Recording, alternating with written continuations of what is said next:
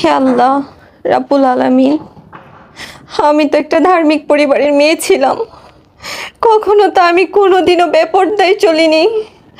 আমি সব সময় 5 ওয়াক্ত নামাজ আদায় করেছি, রোজা রেখেছি, আমার জানা মতে আমি কোনো পাপ কাজ করিনি।